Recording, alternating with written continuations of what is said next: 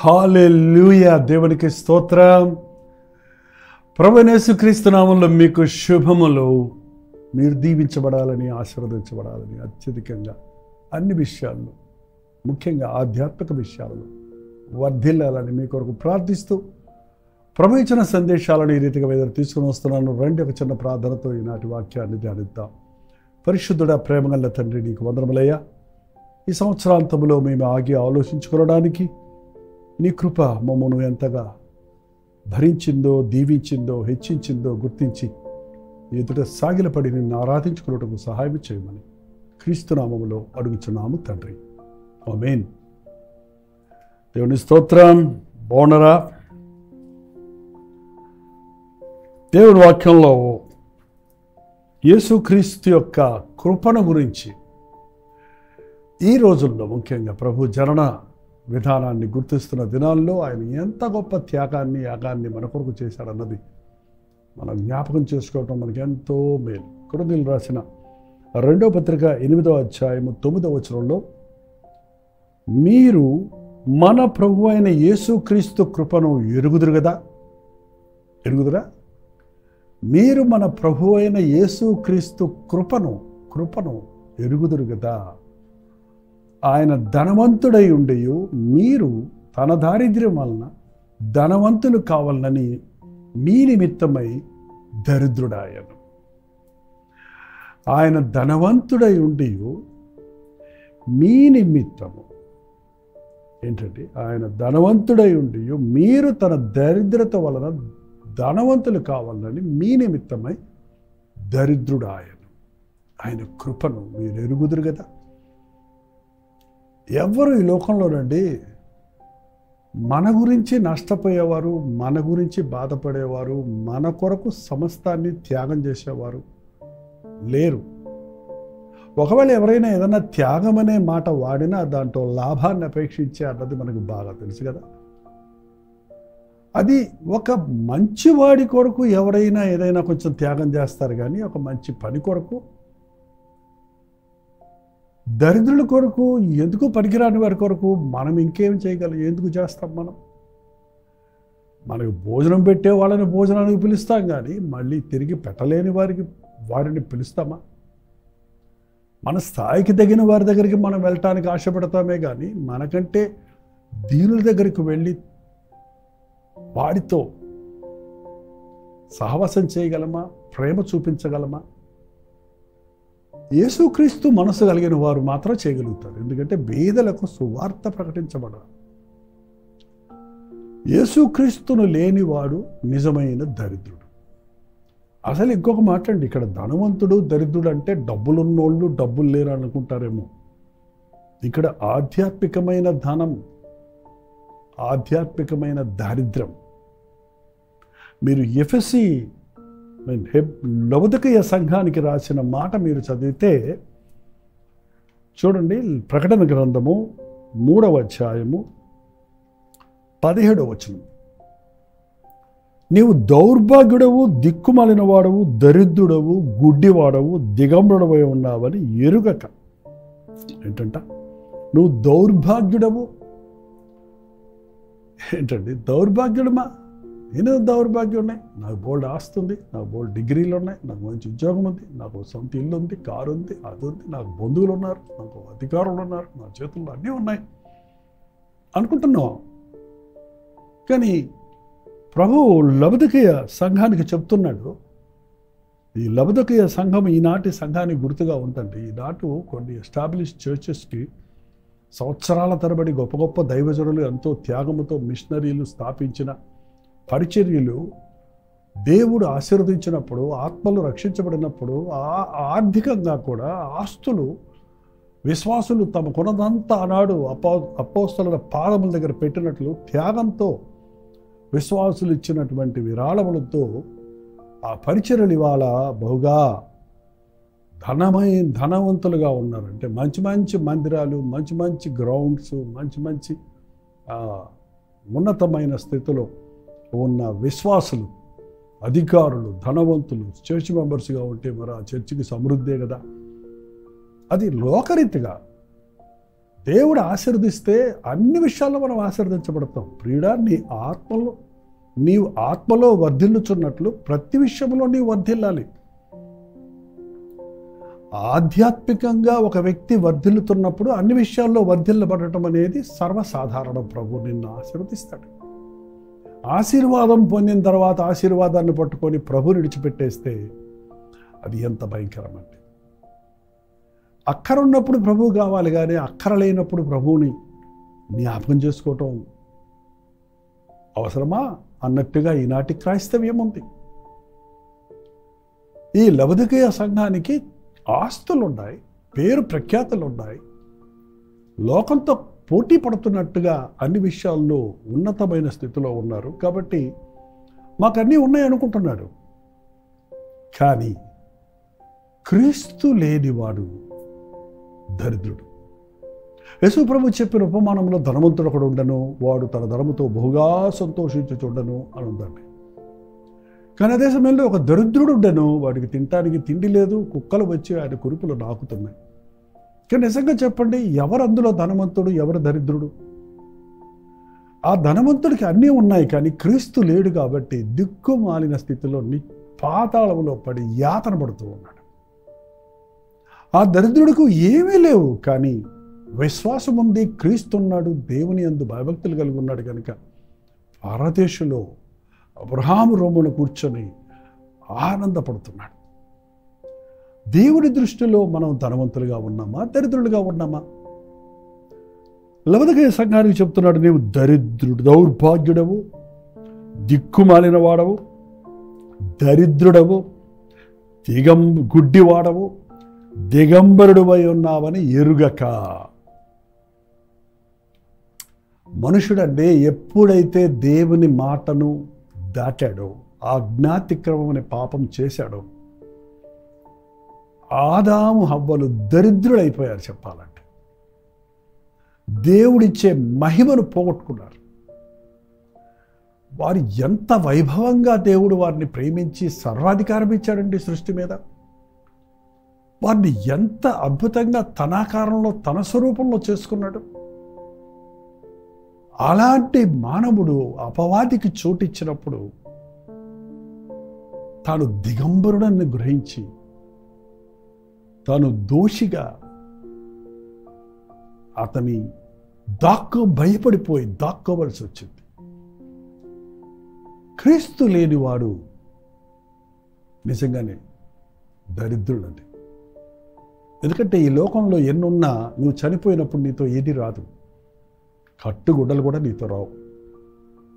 క్రీస్తుని కలిగి ఉంటే చనిపోయినా బ్రతికినా ఆయన మనతోనే ఉంటాడు కనుక మనం ధనవంతులవే. మానవ జాతి అంతా ఆధ్యాత్మికంగా చచ్చిపోయి రోగాలతో, బాధలతో, శాపాలతో నాశనమైపోతుంది. అపవాది చేతుల్లో చితికిపోతుంది.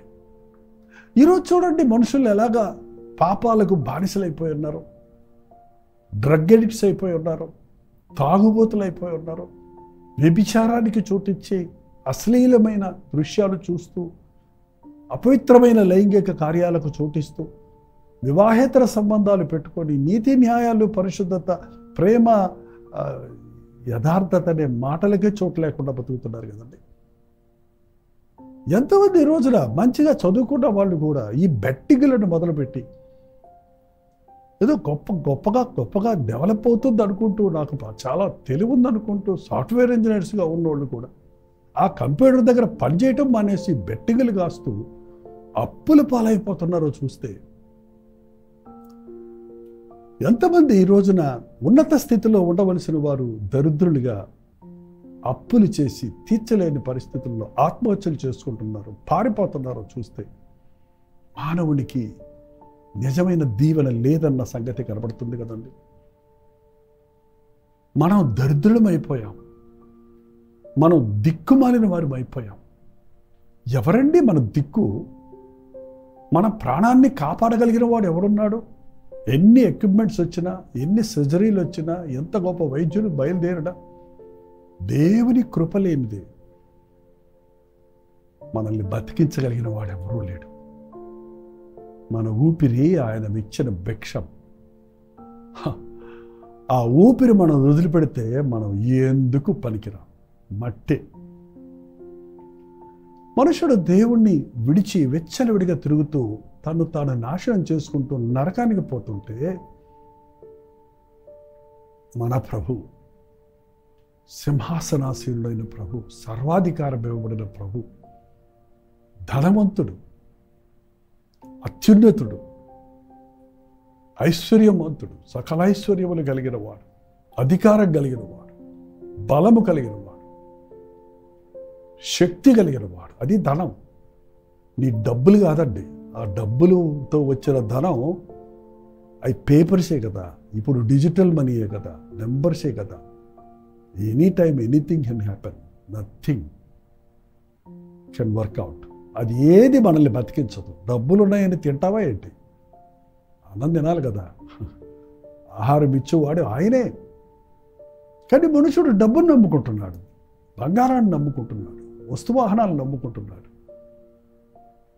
జీవం ఇచ్చిన దేవుణ్ణి, నీకు గొప్ప ఆధిక్యత ఇచ్చిన, నిత్యము తనతో కూర్చుండే భాగ్యం ఇచ్చిన రక్షకుడిని, దేవుడిని గుర్తించని రోతుగా బతుకుతున్నాడు. ప్రభు అంటున్నాడు, ఆయన ధనవంతుడై ఉండి మన నిమిత్తమై దరిద్రుడయ్యాడు. అది ఆయన కృప, కేవలం కృప. వీఆర్ నాట్ వర్ది, మనం యోగ్యులం కాదు.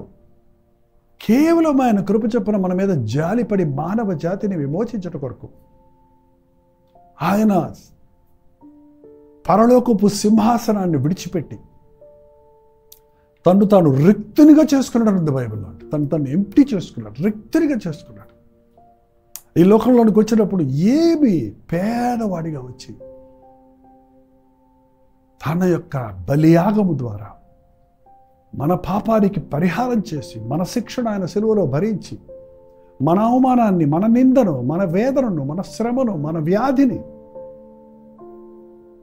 మనం వెళ్ళవలసిన నిత్య నరకపు శిక్షను ఆయన భరించి, మనం ఆయన చేసిన యాగం ద్వారా ధనవంతులం కావాలని, భాగ్యవంతులం కావాలని, పరలోక రాజ్య వారసులం కావాలని, పరలోక రాజ్యపు వారసత్వాన్ని పొంది రాజులైన యాజక సమూహంలో చేరాలని మన పక్షంలో యాగం చేశాడు. అదే నిజమైన క్రిస్మస్. క్రిస్మస్ అంటే కేకులు తినటం, క్రిస్మస్ చెట్లు వేసుకోవటం, శాంతాకులు క్రిస్మస్ తాతలు తీసుకొచ్చి ఆటలాడించుకోవటం, ఆ వంకన పాటలు ఆడుకుంటూ తిని తాగటం కాదండి.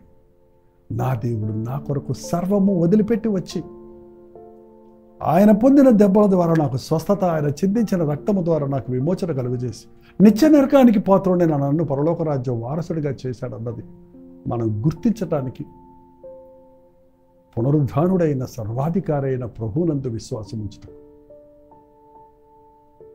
చాలామంది ఈ రోజుల్లో ఇంకా యేసుని, ఏముంది యేసు ప్రభువులో, పేదవాడు కదా, దిగంబరుడిగా సిలువ మీద వేలాడుతున్నాడు కదా, ఆయన తిట్టేవాడిని తిట్టలేదు, కొట్టేవాడిని కొట్టలేకపోయాడు, ఏం చేయలేకపోయాడు అనుకుంటున్నారే కానీ అది నీ కొరకు నా కొరకేనన్న సంగతి, మన శిక్షణే ఆయన భరించాడన్న సంగతి విశ్వసించలేకపోతున్నారు.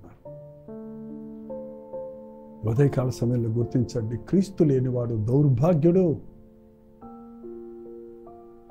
దరిద్రుడు, దిగంబరుడు, గుడ్డివాడు. క్రీస్తుని కలిగిన వాడు ధన్యుడు. చనిపోయినా బ్రతికినా దేవుని బిడ్డగా ఉంటాడు, దేవుడి రాజ్యానికి వారసుడు అవుతాడు. నిజమైన క్రిస్మస్ పరలోకం భూలోకానికి దిగి రావటం, పరలోకపు శక్తిని విడిచి మనలాంటి మానవుడిగా ఈ లోకంలోనికి వచ్చి మన చేయి పట్టుకొని మనల్ని పరలోకానికి తీసుకొని వెళ్ళడానికి మనవలే మారి మన శిక్ష కొరకు యాగం చేసిన యేసయ్య ప్రేమను ధ్యానిస్తూ అర్థవంతంగా యేసుక్రీస్తు శిలువ యాగాన్ని, ఆయన జననాన్ని ధ్యానిస్తూ కృతజ్ఞతాస్తుతులతో సర్వము వదిలి మనల్ని సంపూర్ణులుగా చేయుటకు వచ్చిన ప్రభువునందు ఆనందిద్దాం, ఆయన్ని ఆరాధిద్దాం. ప్రార్థన. పరిశుద్ధుడ, ప్రేమగల తండ్రి, ఈ లోకానికి నీవే వచ్చుండకపోతే మాకు గతే లేదు కదా. అహర్నిశలు అల్లాడే అగ్నిగుండంలో పాపం వలన వచ్చిన జీతమైన మరణపాత్రులవై నిత్య నరకములో నిత్య శిక్షణ భరించే వారిగా ఉండవలసిన మమ్మల్ని విడిపించట కొరకు మా మీద జాలిపడి మా మీద ప్రేమ చూపి మా యందు నీ కృపను వెల్లడిపరిచి మేము దిగిపోయిన పాతాళానికి నీవు దిగి వచ్చి మమ్మల్ని పైకి లేపడానికి నీ రాజ్య వారసులుగా చేసుకోవడానికి మా కొరకు చేసిన యాగము కొరకు వందనములు, నీ జననము కొరకు వందనములు. నీ జనన విధానాన్ని ధ్యానిస్తుండగా మరైన లోతైన అనుభవాలను పొంది మరింత కృతజ్ఞతతో నన్ను ప్రేమించి నా కొరకు పరమ నుండి దిగి వచ్చిన ప్రభువునందు ఆనందించే కృపలను మా ఒక్కొక్కరికి దయచేయమని క్రీస్తు నామములో అడుగుచున్నాను తండ్రి. ఆమేన్. తండ్రి అయిన దేవుని యొక్క ప్రేమయు, కుమారుడైన క్రీస్తు యొక్క కృపయు, ఆదరణకర్త అయిన పరిశుద్ధాత్మ యొక్క సహవాసం కూడి వచ్చిన మనందరికీ ఇప్పుడును సదాకాలం తోడైయుండును గాక. ఆమేన్. దేవుని స్తోత్రం. ఈ ప్రార్థన అవసరతల భారాలు 954041 నెంబర్కి, మీరు ఇతర దేశాల్లో ఉంటే 91001000 నెంబర్కి టెక్స్ట్ లేక వాయిస్ మెసేజ్ ద్వారా వాట్సాప్ పంపించండి. మీకోసం ప్రార్థిస్తున్నాం, మీరు కూడా ప్రార్థించండి. తప్పక ప్రభు మనకి జవాబిస్తాడు. డాక్టర్ జైపాల్ యూట్యూబ్ ఛానల్ మీరు ఇంకా సబ్స్క్రైబ్ చేసుకోకపోతే సబ్స్క్రైబ్ చేసుకోండి. మీ పేరు, ఊరు లైక్ చాట్లోకి వచ్చి టైప్ చేయండి. లైక్ చేయటం, షేర్ చేయటం మర్చిపోకండి. లాక్డౌన్ నుంచి ఇప్పటిదాకా ప్రతిరోజు అనుదిన ధ్యానం, హెచ్చరిక, కల్వరి ప్రతితోని మన్నా మనకు యూట్యూబ్లో, అలాగే ప్రతి ఉదయం అనుదిన మన్నా 6 గంటలకి సాయంత్రం దిద్దుబాటు ఫేస్బుక్లో, ఇంకా అనేకమైన ప్రామిసెస్, షార్ట్ మెసేజ్, సాంగ్స్ మీకోసం పోస్ట్ చేస్తున్నాం. ప్రతిరోజు మీరు దేవుని వాక్యాన్ని వినడం ద్వారా ఆధ్యాత్మికంగా బలపడి దేవుని ప్రణాళికలు మీరు ఇమిడి దేవుని మహిమపరిచేవారిగా ఉండాలని మీకోసం ప్రార్థిస్తూ ఉన్నాం. ఉచితమైతే మధ్యాహ్నం 3 గంటలకు హెచ్చరిక, అలాగే రాత్రి 9 గంటలకు కల్వరి ప్రతి దొడ్లో మళ్ళీ కలుసుకుందాం. అంతవరకు దేవుని మహాకృప నీకు తోడైనది గాక.